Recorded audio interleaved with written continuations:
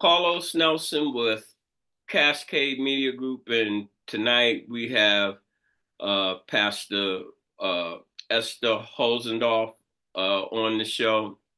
Uh, she is a very interesting person as it relates to our community and her longevity in our community. And today I want to talk to her about where she sees our community. Where does she see our leadership on the political side, our education system, and does she have any advice for our community, the bottom two-thirds and the leadership? So without further ado, uh, Esther, welcome to the program. Thank you, Carlos. Thank you for inviting me to be on. I'm glad to be here. Good to see you again. It's good to be seen on this side instead of good to be seen, not viewed. Yeah, Wooly the groundhog be but delivering the mail. I don't need that.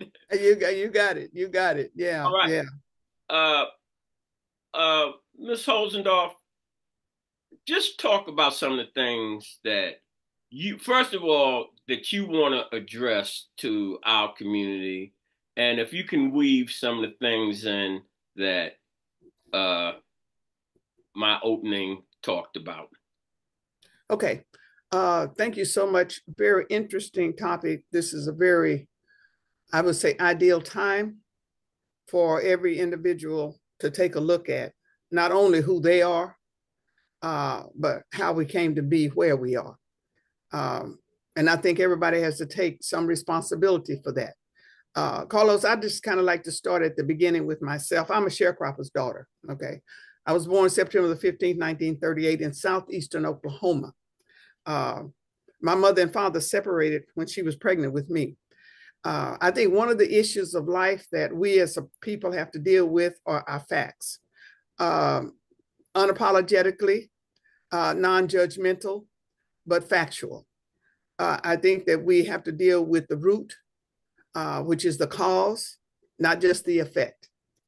So that's kind of where I am right now in this season in time, particularly as it relates to my people, because, you know, just take this election, for instance, and I'm not really going to go into a lot about this election because I think everybody's heard about everything they need to hear.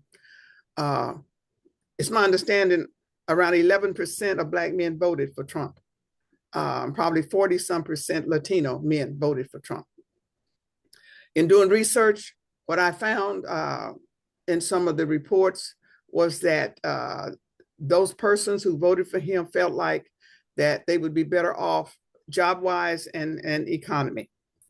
Now, you know, that's going to come to, I think everyone's going to have to come to the stark realization that Trump is going to take care of whom he's going to take care of. And that's only going to be those people who are going to support him and his interest, period. That's it.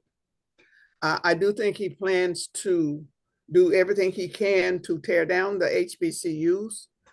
I do think that he's going to figure out a way to try and bring fines against them if they try to use equity and inclusion in their studies.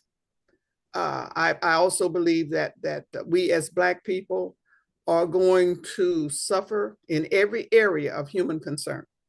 All of the battles that we fought, Carlos, to get us where we are, it's going to be gone.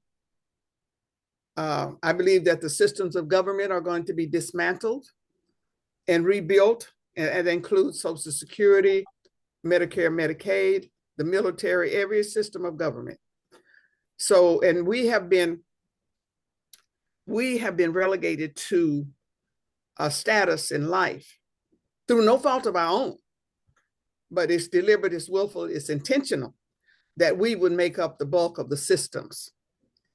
Even when we had to deal with the crack era. And I'm 86 years old, so I understand there are those who may listen to this may not know what happened. But if you ever get a chance to look up the Freeway Ricky Ross case, it'll kind of give you an insight into how our community was flooded with that drug, crack cocaine, and the government was, the United States government system was involved in the trafficking of those drugs. Now, I did get with Congresswoman Maxine Waters, and her office sent me some information that has to do with memorandums of understanding from the DEA, CIA, saying let the dope walk. And so, without going into a lot of details, there's been a lot of things that has happened to cause us as Black folk to be where we are. Now, the issues of life has to do now with the fact that we have allowed ourselves to become comfortable in this rabbit hole. And so we spend so much time just trying to be like everybody else, just trying to fit in, just trying to all get along. And Black women are pitted against Black men and educated against the uneducated. And so here we go. So it's a lot, you know, in 86 years of living, Carlos, I've seen a lot. I know you have. I'm only 73 and I've seen too much that dismay. I feel our community has lost its moral compass. The nation has lost its moral compass.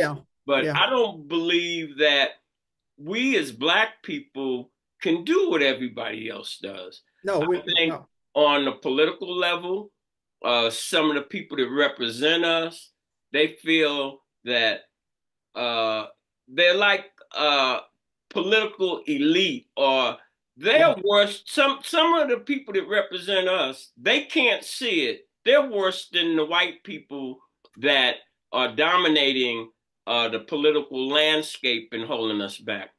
Because, I don't see any clear plan to engage the bottom 2/3 of our community. You're right. And we tried to talk to the Democrats about that, Carlos, because we saw this coming. You know, when you've been around as long as some of us have, and you've been involved with the political and as well as the neighborhood and community and church and all of that, you learn some things and you acquire some wisdom along the way. And so we tried to talk with some of the Black elites. They've set up, and I hear so much about racism, but I don't hear anything about Black classism. And right now we're suffering because of that, because Black folks in positions of power don't know what to do with the power, and they don't know how they got there. Or if they do know how they got there, they just don't care to even recognize it. I heard a young lady who was voted into a particular office here in Jackson County, and she thanked the outgoing person from that office for her being there. And this is a young African-American woman. And it just shuddered me to my core. And I did put something out on my Facebook page. Why are you thinking, you know, that woman, and I don't have a problem with the lady because I worked with her when she was in office, but it's not about that. It's about, why are you allowing anyone to say to you, you're the first Black woman, you're the first Black this and the first, you're not. You're standing on the shoulders of ancestors. You're not the first Black anything. Everything that was created and everything that happened on this planet, it came from us. But we have been so brainwashed. We've been so trained. It's the Matrix. Let me say, to walk in everybody's shadow. We're walking in everybody's shadow. We're walking in our own shadow. I'm saying shadow boxing. Well, yeah. The Matrix, if you know the Matrix, first of all, most of us don't know how the education system works or who invented the education system. John D. Rockefeller and Henry P. Morgan. And they invented it because the country was coming from agricultural to industrial back in the early 1900s, the late 1800s. They needed a workforce. All of us were coming off the farm. So they said, we got to train them, and this is what education is, to sit down and follow instructions. And education dumbs you down to a degree. And we are status conscious.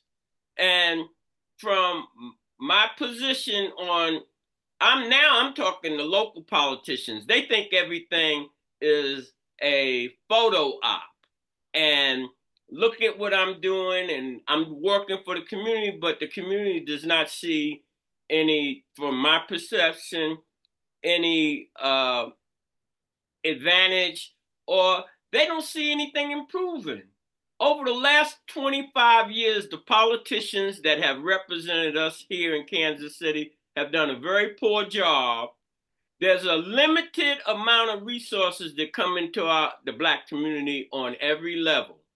But the same ones on the social level keep getting the funds, and they keep talking about a problem, but they will not work together to fix the problem. And how Trump got elected, you only can get new votes from the people that have not really voted. Trump got elected by getting in contact with the bottom 2/3 of the white community and delivering that message. Y'all need to get out. That's why he won the popular vote and the electoral vote. And it's not because Black men voted for him or Hispanics voted for him. When you do the math, there are more white people in this country, and they voted for their interests. Well, yeah, and I understand that. I guess my point here has to do with the fact that we as a people have not really dealt with our own reality. That's my point. You know, that's 11%, my point too. 11% of Black men voting for Trump. No, that's not what put him in office. My point here being the reasons why we support the things we support.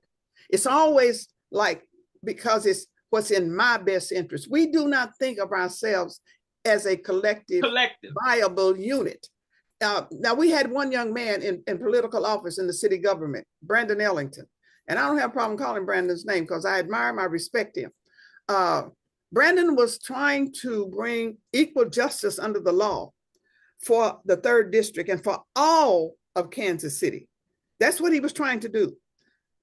The people that he was fighting for was fighting against him, and a lot of mainly Black folks, because they wanted personal favors. They wanted him to answer personal phone calls.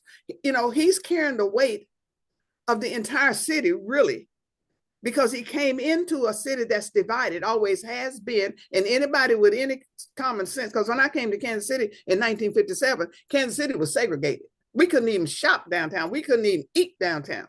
So I remember Reverend A.L. Johnson and all them when they were, you know, brought us all together and we were boycotting and all that kind of stuff. I won't go into all that now, but I know what Brandon was trying to do. He was trying to bring about equal justice under the law. And he got arrested. They took him to federal court.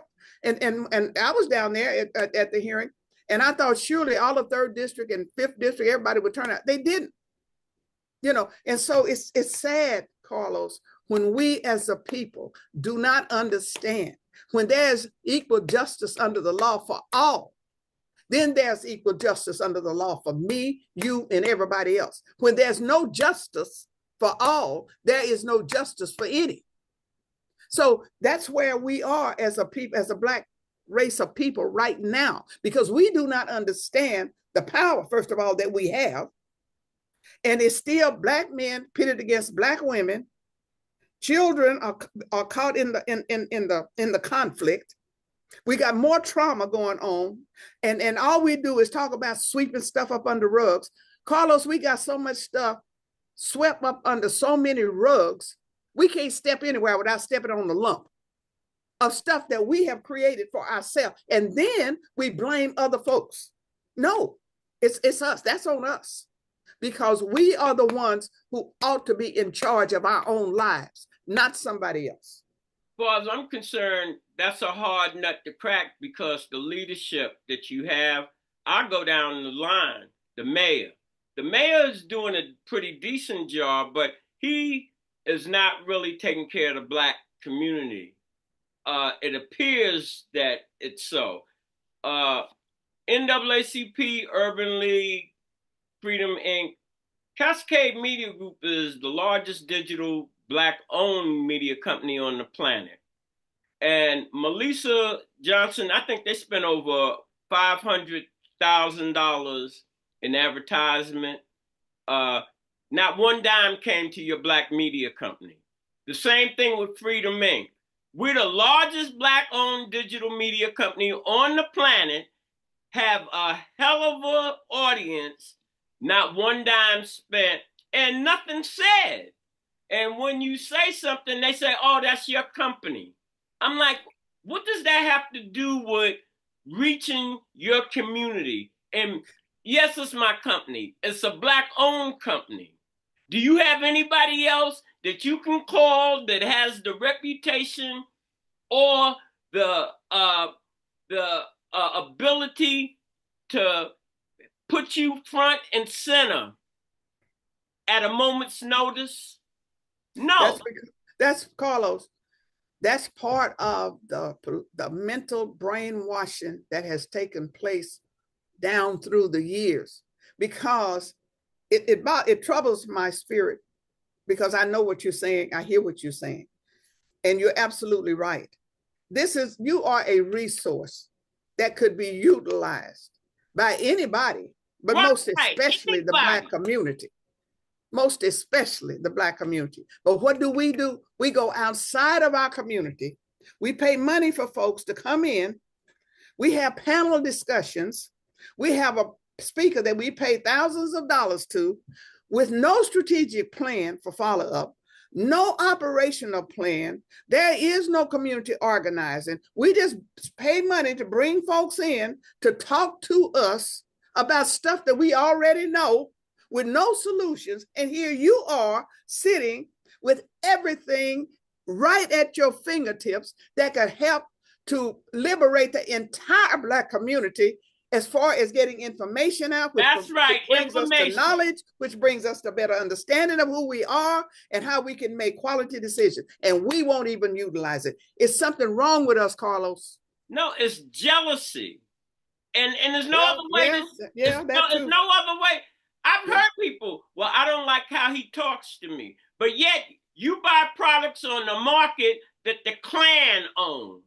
Thank you. And you have no objections. You don't even know, because information applied is power. And the kids and the drugs that are being brought into our community, and our kids going into foster care.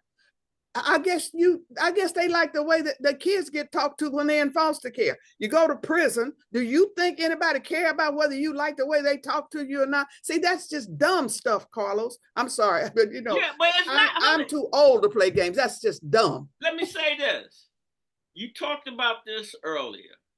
These people really don't respect the shoulders that they stand on.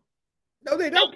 They talk a good game, Blackness and this and that, and but when you look at, I call it out. I look at the Black Archives. They get about $500,000 a year. Yeah. All right. Do they do any business really with Cascade Media? That we are Black suppository for knowledge.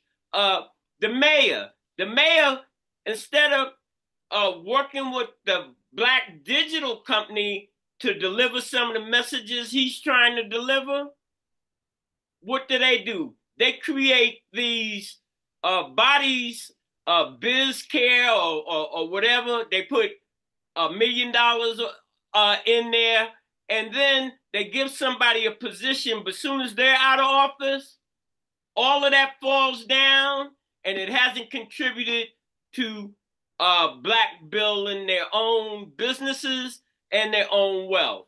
And you have that in our community. I know. And you have people in our community that tear other Black people down just for their advantage. When I am speaking directly to the problem on the mayor, our council people, it's not like I'm trying to tear them down. I am pointing out we have some serious issues.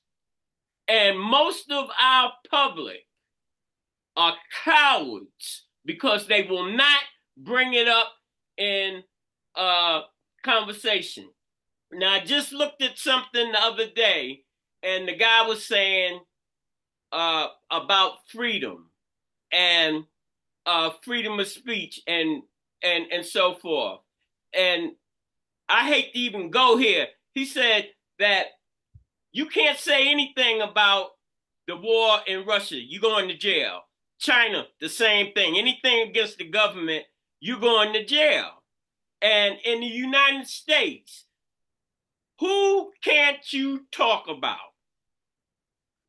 You can't talk about that Jewish lobby because that's a no-no. And when friendship, kinship, and politics are the order of the day, merit has nothing to do with it.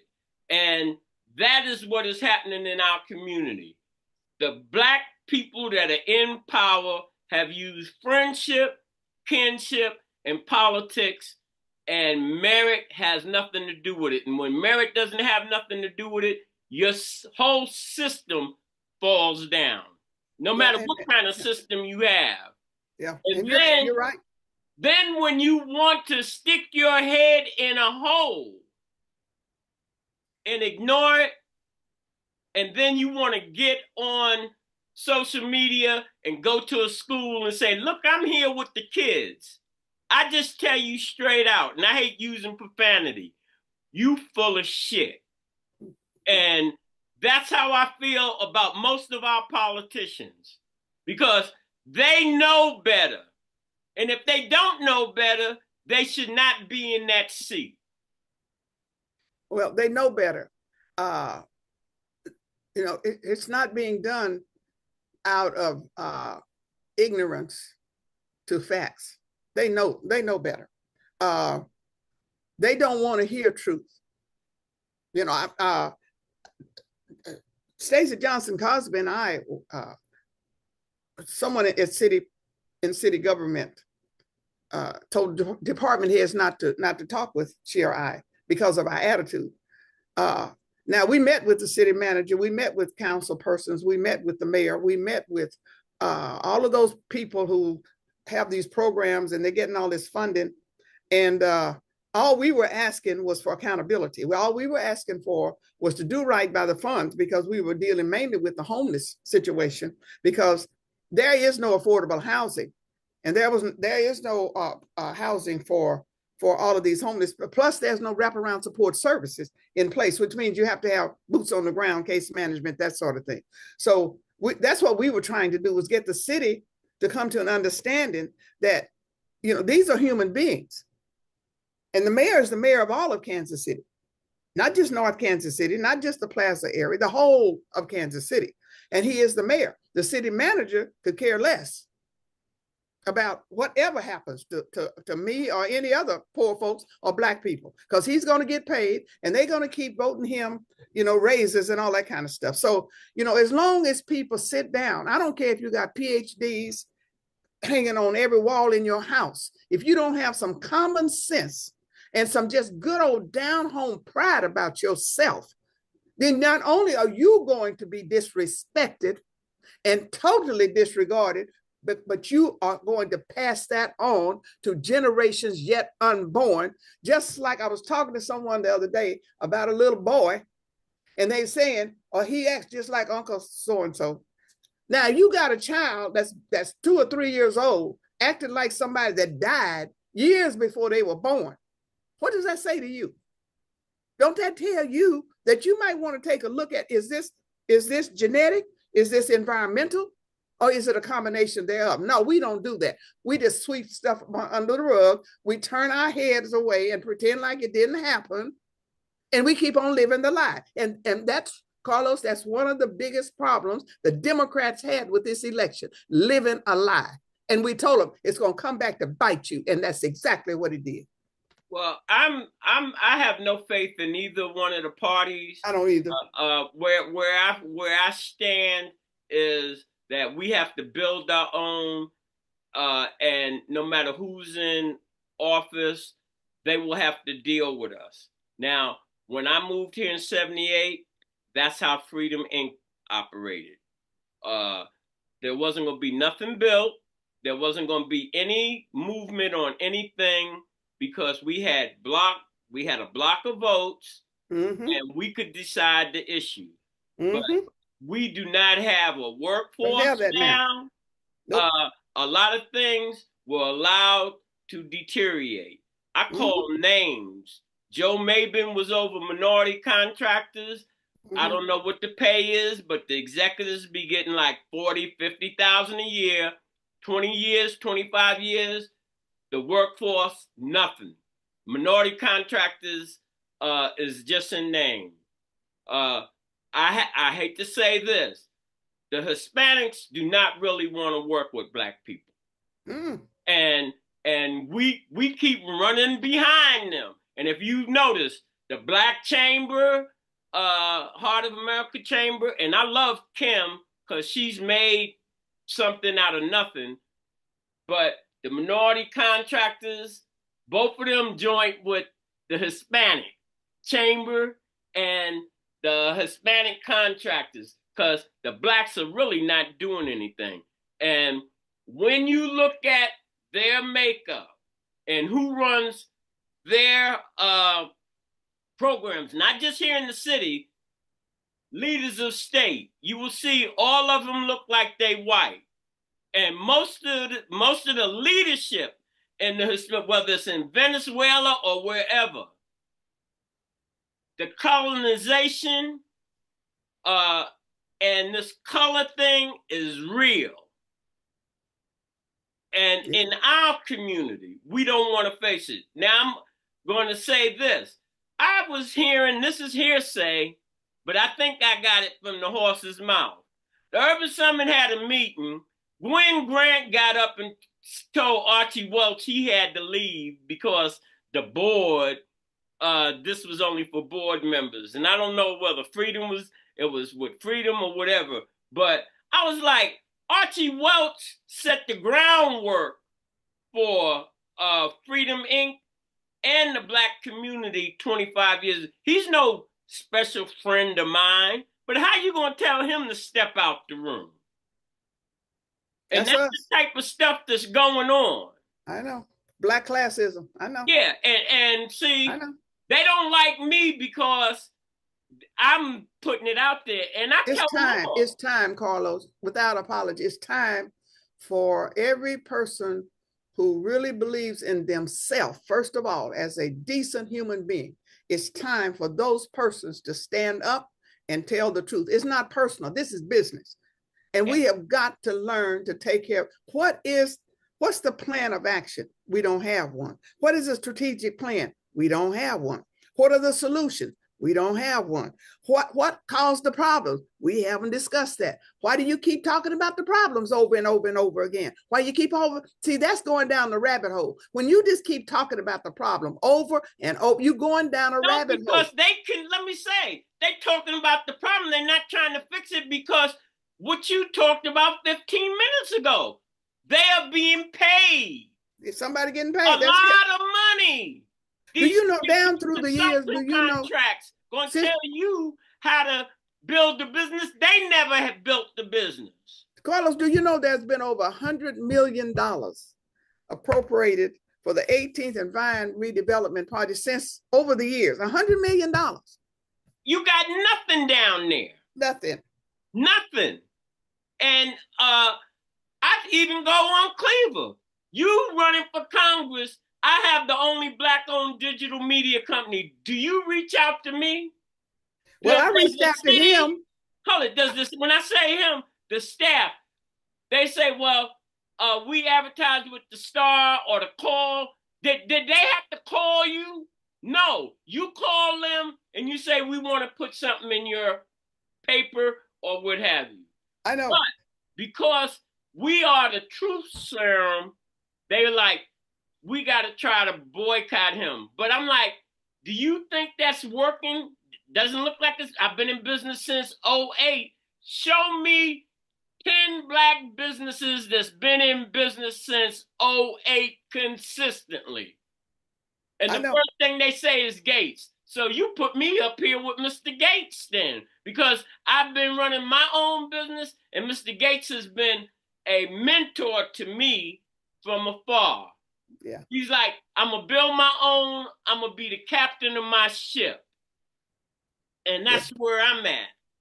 So, And that's wonderful. And I think that the Gates family is to be admired and respected because Ollie, came in. His dad was in business, his mom was in business, so he just kind of came in, and he's kept it going. His children are. So I think that's to be admired and respected. But what I like about you, Carlos, you came in and you started a business, and I'm just so sorry that Black folks don't have sense enough to recognize what you are offering, no more than they recognize what Brandon was offering. A way out, truth. This is a resource that you can use. You can utilize this. What are the rules of engagement in the Black community? Don't nobody know, because we don't have any. Just go along to get along. And then want to say that, as far as I'm concerned, and there's a lot of folks who really don't like me, but they don't really know me. They don't like what I stand for. They don't like because I say truth is truth and trust is trust. And if you don't tell the truth, I don't trust you. I don't care if you're in the pulpit or in the streets. If you lie, I don't trust you. Who gonna follow a liar? Look at what happened. Look at what's going on right now. But no, everybody should take a look at where they are in their own life and how they came to be where they are. Are you walking in truth or are you supporting a lie? Every individual needs to understand that. And yes, I am an ordained minister. Yes, I do believe the word of God is truth. And yes, I believe Revelation 21:8 is truth. And it says, and all liars shall have their portion in the lake of fire, which is the second death. Second death, no more Jesus. Okay, so anybody that don't like truth, it's not going to change truth into a lie. But if a person keeps telling a lie long enough to enough people, somebody's going to believe it. And that's where we are. I think that's perfect to leave this conversation on. And as I say in all of my closings, when you invest in your community, you're really just investing in yourself. I agree. Thank you. Yes, I agree. When you invest in your community, because if you won't fight, and I'm going to close with this.